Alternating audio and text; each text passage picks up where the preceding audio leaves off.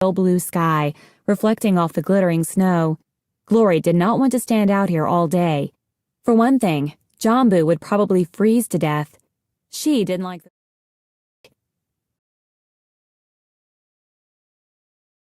cold either, but he'd never been out of a tropical environment before. Same goes for Mangrove, she realized. In fact, how would he have gotten inside the fortress?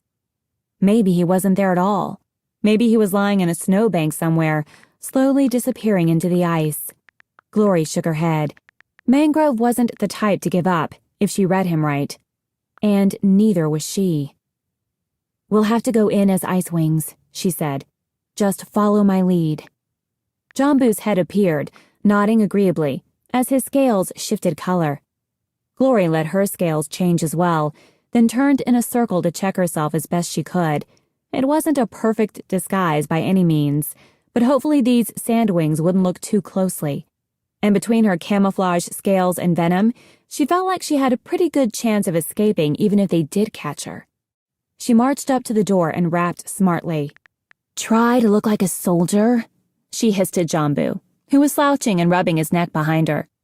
"I don't know what that looks like," he whispered back, just before the door swung open. A heavy-set sandwing with broken claws on one talon peered out at them. "Eh?" he muttered. "We have an important message for Queen Blaze," Glory announced. "Take us somewhere we can wait until she returns." Surely, like her sisters, Blaze would be off leading a battle somewhere. Once they were shown into a waiting room, they could change back to camouflage and search the fortress for Mangrove without being seen. "Eh? Until she returns." The sandwing looked at her as if she were mad. "Blaze is here. She's always here. I can take you right to her." Chapter 15. "Uh-oh," Glory thought.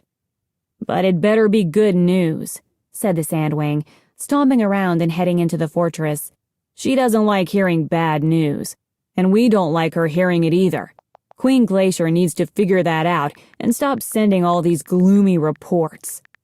Glory and Jambu exchanged glances and hurried after him.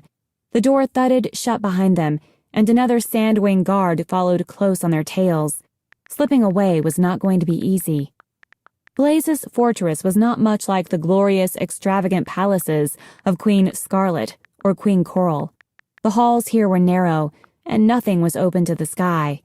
A fireplace held a roaring fire in every room they passed, so the heat was almost stifling, and yet cold winds still rattled through the small windows. There was no treasure adorning the walls, no gold or pearls embedded in the floor. Instead, the stone walls were hung with thick woven tapestries. Each tapestry had a bright yellow sun blazing at the center of it, surrounded by patterns of images from the desert: sinuous lizards, prickly cacti, palm trees, camels. White and green and blue covered the dull gray walls almost from corner to corner. They missed their home, Glory realized, and was shocked to find herself feeling sorry for these sandwings. They'd come here to support Blaze. Probably they'd fled alongside her when Byrne tried to claim the throne, and now they were trapped in this icy world that was nothing like their own. Kind of like growing up in a cave instead of a rainforest. "Cool," Jambu said. He pointed at a tapestry covered in rioting green lizards. "That one's really wild. I like it." The sandwing soldiers stared at him. "Really?" said the one in the lead.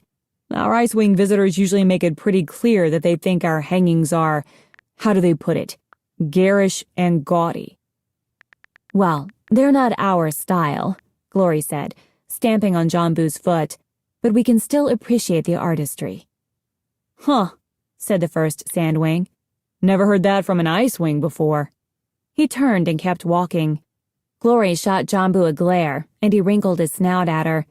They reached the center of the fortress, or so Glory guessed, since there were no windows here, and stopped in a small antechamber outside a pair of giant wooden doors.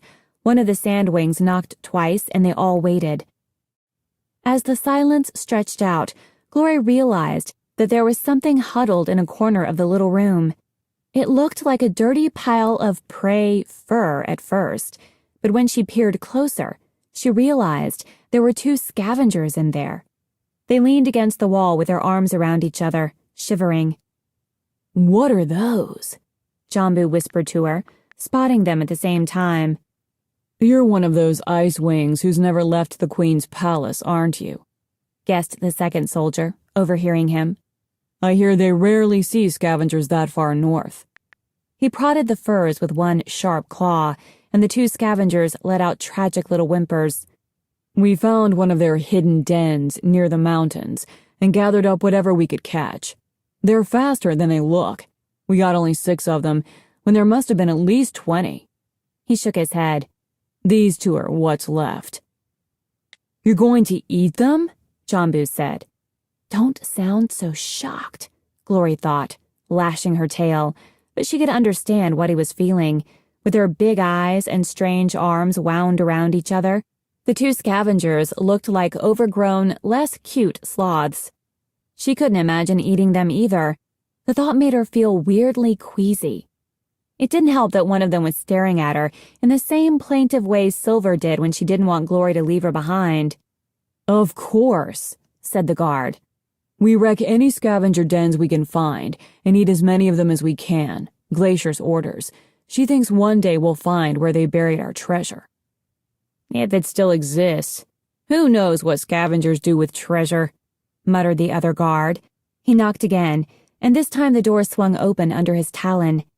The room on the other side was larger than any they'd seen so far. The smooth stone floor was covered in sand, and the tapestries on the walls here were more intricate, with images of dragons and crowns and jewels surrounding the yellow suns. Giant wine-red pillows and camel hair carpets were piled in a loose nest in the middle of the room, and sprawled across this was a strikingly beautiful sandwing. She had her chin propped on one talon and was gazing listlessly into a mirror on the sand in front of her. Her tail coiled gracefully across the pillows, with a poisonous barb touching the floor. Her wings were folded, and her scales shimmered like white gold against the red backdrop. Blaze lifted her dark eyes and saw Glory and Jambu in the doorway. She forced a smile and reached her front talons toward them in a welcoming gesture. "Oh, wonderful," she said. "We haven't had visitors in so long. I was hoping Queen Glacier would send us news." Glory bowed and Jambu imitated her. "If this is a bad time, Your Majesty, we can wait until later." No, please come in," Blaze cried.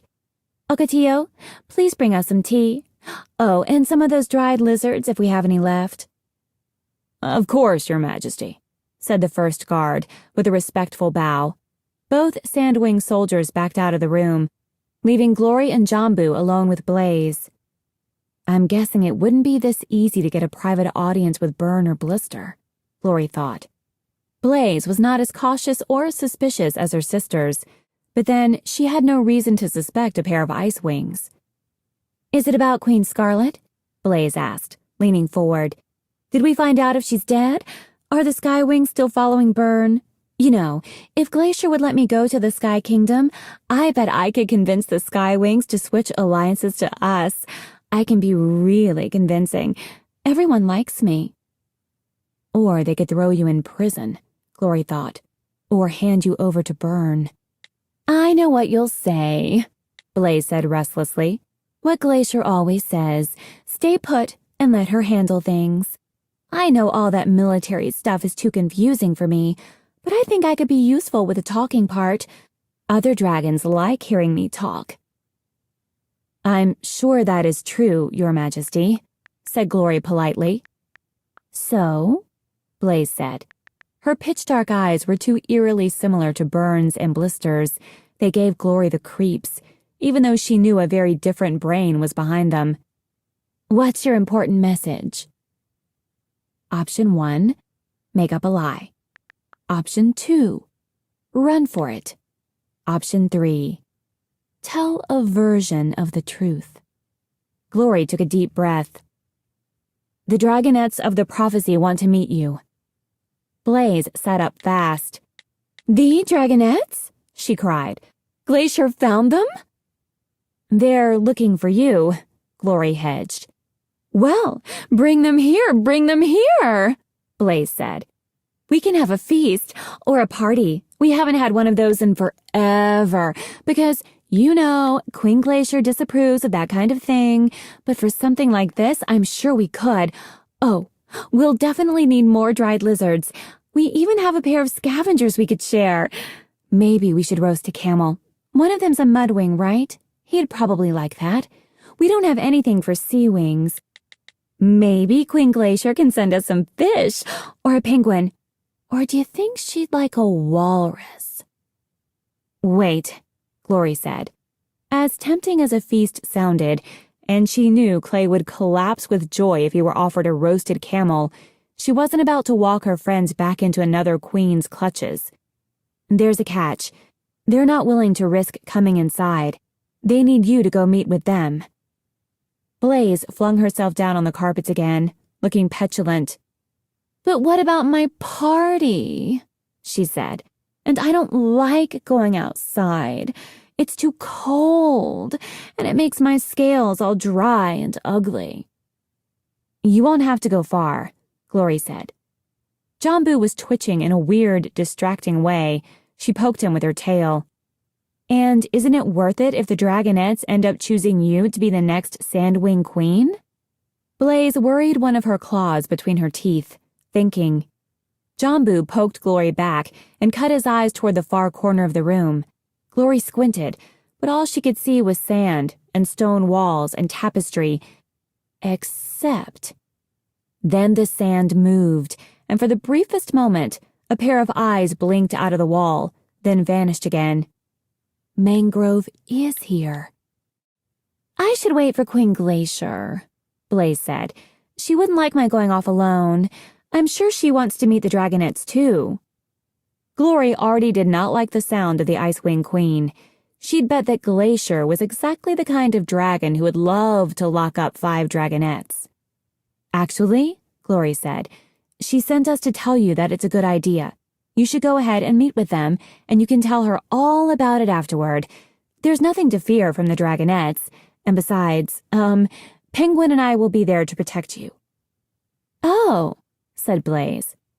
That is reassuring. She gave Jambu a concerned look, and he managed to stop twitching for a moment. Do you think they'll really choose me?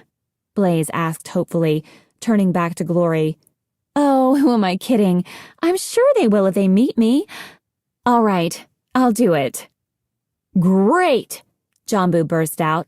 Let's go. Right now? Blaze said. Already? Glory wasn't sure if that was a good idea either. Her friends weren't exactly expecting Blaze to show up, and it would be hard to stay hidden from Deathbringer with a Sandwing parading along beside them. Still, this was what they wanted, a chance to meet the third queen candidate without risking imprisonment. Yup, right now, Glory said. She shot a significant look at Mangrove's corner, hoping he'd be smart enough to follow them out. Blaze picked up the mirror and checked her scales from several angles. Finally, she swept one of the camel hair blankets off the floor and flung it around her shoulders like a cape, then led the way to the door. Jambu darted to the corner, grabbed a patch of sand, which turned out to be Mangrove's elbow, and tugged him along after them. Blaze started to turn around, but Glory was there to distract her. Tell me about this tapestry, she said, pointing to one with 2 large sandwing dragons flying across a blue background. I don't remember seeing it before. Oh, that one was my idea, Blaze said. It's the tragic romantic story of how my brother fell in love with a dragon he knew our mother would never approve of, so he kept her hidden from us. But then she ran off and broke his heart. Although we were all thinking, or did she? Of course, because it is so likely that Mother just found out and had her killed, which was something she would totally do. Blaze chattered on about the tapestry as she swept through the antechamber. Glory glanced sideways at the 2 scavengers. The one with Silver's eyes had fallen asleep and looked even more pathetic now. Blaze was several steps ahead and not paying attention to anything but the sound of her own voice. Glory scooped up the sleeping scavenger and slid it onto her back. It did not smell very pleasant at all. No wonder the rain wings preferred fruit. Bananas never smelled this bad. She folded her wings back over it, hiding it as well as she could. Jambu saw what she was doing and grabbed the other scavenger. Even though it was awake, it barely struggled as Jambu tucked it under one wing. They hurried after Blaze, following her back through the hallways to the main door. They went by a few sandwing guards. Blaze addressed them by name and they saluted, but she didn't tell them where she was going, and none of them looked suspicious or even curious. None of them paid any attention to Glory and Jambu or to their poorly hidden stolen goods. Almost every sandwing they passed was injured in some way. Blaze was unscathed, but all of her soldiers had scars slicing across their scales, or missing talons, or wounded tails. Glory thought of Dune, their sandwing guardian who had been so maimed by the war that he could never fly again. It had never occurred to her to ask him which side he had fought on before he joined the Talons of Peace. A blast of cold air smacked them in their snouts as they stepped outside. Blaze wrapped her blanket around herself more tightly, lifted her claws gingerly out of the snow, and whined, "Are you sure the dragonettes won't come inside?" Glory glanced back at Jambu. A shimmer in the air beside him was all she could see of Mangrove, but she was relieved to know he was there. "That way, Your Majesty," she said, nodding south. Blaze heaved a sigh, spread her wings, and leaped into the air. Quickly, Glory twisted around and dragged the scavenger off her back. She dumped it on the snowy ground, and it woke up with a yelp. Jambu dropped the other one next to it. "Go on, run for your scrawny lives," Glory said. Poking her scavenger with her snout, the scavenger scrambled backward, then grabbed the other one's arm and took off running through the snow. "Do you think they'll be all right?" Jambu asked, as he and Glory flew after Blaze. "It's so cold out here." "I bet that's what all those furs are for," Glory said. "Anyway, I'd rather freeze to death than be eaten by a sandwing." "Blech," Jambu said. "Meat eaters. I don't get it." They caught up to Blaze and steered her toward the spot where their friends were waiting.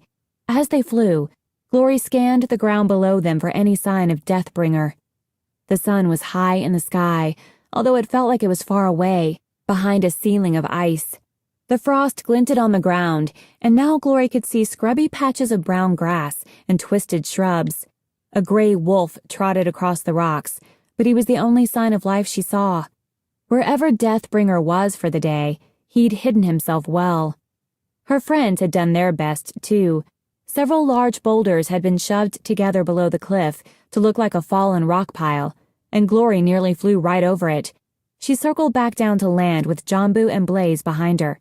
Sunny was the first one out. "You did it!" she cried. "You found him." Wait. She squinted at Blaze. Glory? That's an actual sandwing." "I know. Don't worry. Mangrove is here too," Glory said, flicking her tail. "It's all right to show yourself now." The rain wing slowly materialized in a dull green, unhappy color.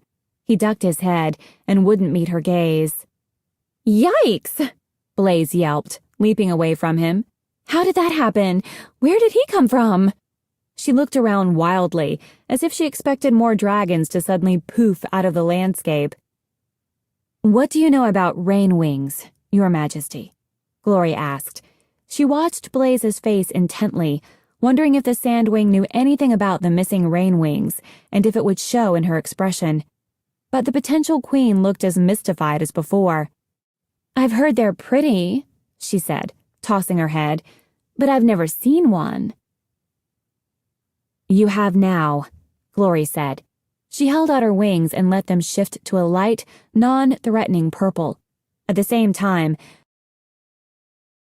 to pink, although a paler, chillier pink than usual. "Ooh," Blaze said enviously. She reached out and took one of Jambu's wings in her talons, inspecting the scales as if he were an inanimate tapestry instead of a living dragon. Jambu blinked at Glory, but didn't pull away. "Wow, I wish I could do that," Blaze said. "I'd be a different color every minute." She turned over the wing, so Jambu had to contort himself into an odd position. She didn't seem alarmed or angry to have been tricked by their ice-wing disguises. Glory wasn't sure whether to admire her bravery or roll her eyes at Blaze's lack of caution. "Do you think the changing camouflage had someone make, like, a coat of rain-wing scales for me?" Blaze asked. "That could be pretty." She eyed Jambu's scales like she was trying to figure out how to take them off him. Mangrove finally looked up and met Glory's eyes with a worried expression. And Starflight had all emerged from the rock pile as well. Starflight pointed at Blaze, his eyes wide. "Glory," he cried. This is... you found..." "I know," Glory said. "Everyone, this is Blaze. Blaze, these are..." She hated the phrase, but it was what everyone called them. "These are the Dragonets of Destiny." Chapter 16. "Oh, wow. It is so exciting to meet you," Blaze said brightly. "Where's the Skywing?" Glory managed to keep her face and scales from showing any reaction. "The Skywing is dead," she wanted to yell. "You're stuck with me instead. Deal with it." "Glory is our 5th Dragonet," Clay said. He nodded toward her.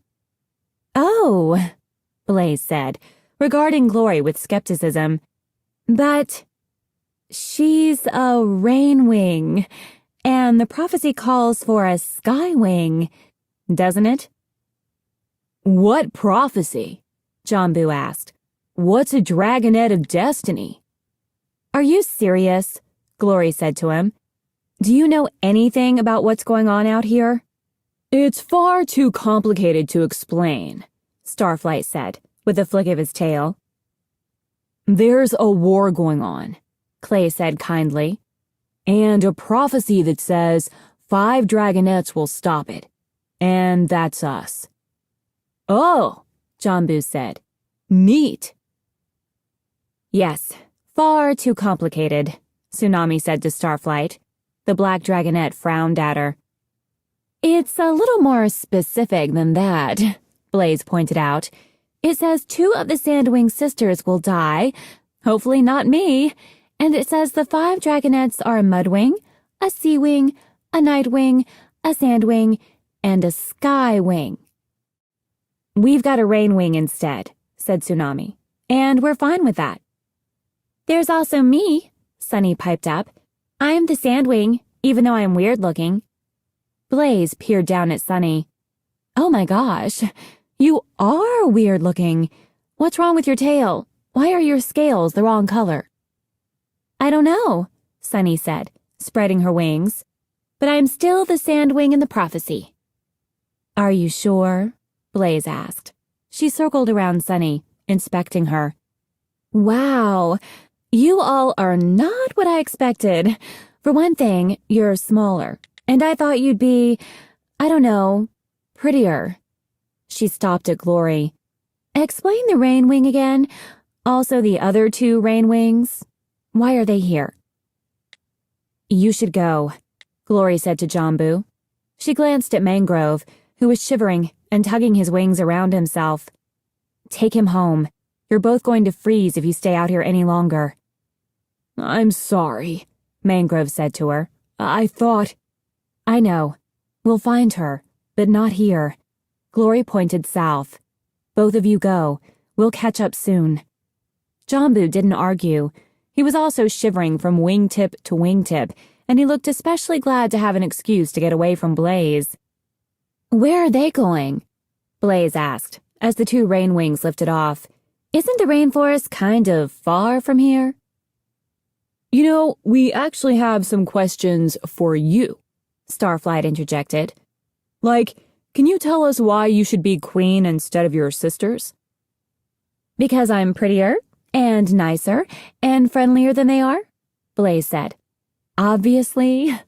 She smiled and whirled in a circle, holding the blanket out so it flapped like a flag. "I mean, haven't you met them? Aren't they both awful?" "Yeah," Clay said ruefully. Well, Starflight said, then caught the look on Tsunami's face. I guess they are. But could you survive a challenge? Tsunami asked.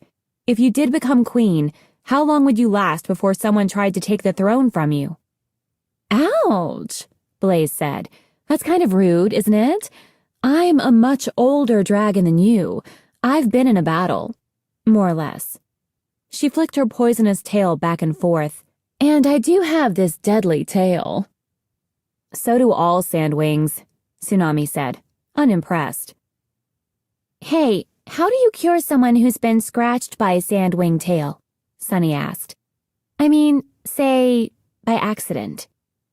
She did a good job of sounding like she was just curious, but Glory knew she was thinking of webs. There's this cactus juice that heals our poison, Blaze said, with a dismissive wave. Grows all over the desert.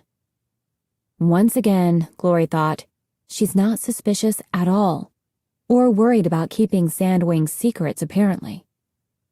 Anyway, Blaze insisted to Tsunami, I'll have Queen Glacier to help me if anything goes wrong. Tsunami snorted. Glacier can't fight for you in a challenge for the throne, Starflight said. She can't? Blaze said, as if this was surprising news. Huh. Well, she can still come down and kill whoever's challenging me. She wouldn't mind. But that wouldn't be fair, Sunny said. That would violate all the challenge rules. Right, Starflight? He nodded, but Blaze was already talking over them. Who cares? She said. Don't even worry about it. I'll be such a great queen that no one will want to challenge me. There, that's an excellent plan. So, how does this prophecy thing work? Are you guys going to kill my sisters? That would make my life much easier. Glory lashed her tail. She hadn't thought of that. Killing off Burn and Blister. It was certainly one way to fulfill the prophecy. If they could do it. Which seemed unlikely, considering armies of dragons had been trying to kill all of the sisters for 18 years already. Sunny looked taken aback as well. We're not hired killers, she said. We were thinking we'd tell everyone who we choose, and they'll all listen to us and stop fighting. Oh, said Blaze. That sounds nice. What's the power of wings of fire? How do I get that? These were all questions Glory had had about the prophecy her whole life, and yet she felt weirdly irritated to hear them coming from Blaze, as if the Dragonettes had all the answers. At the same time, it occurred to her to wonder why Blister, the smartest sister, hadn't asked these questions. Perhaps she knew the answers already. Or perhaps she wanted someone to think she did. We're figuring it out, Clay said. It's not like we chose this, Glory said. We were sort of shoved into this whole destiny thing. You weren't, Blaze said, her voice light and puzzled. There's no rainwing in the prophecy at all. Why don't you just go home? In the awkward pause that followed, Glory imagined all the other dragons having the exact same thought. Why didn't she just go home, where she could sit safely in the rainforest and stay out of the war and sleep all day? Maybe I should, she thought. I mean, is it worth it? Fighting for one of these 3 awful sandwings? Wouldn't it be easier to give in and accept that I'm meant to be a lazy rainwing? It was almost a relief to be distracted by a Nightwing assassin landing on top of the rock pile beside them. The others whipped around to stare at him, their tails lashing. Blaze squinted in a puzzled way. Oh, hello. Is he in the prophecy? She asked. He's cute. Cuter than this one. She waved a talon at Starflight's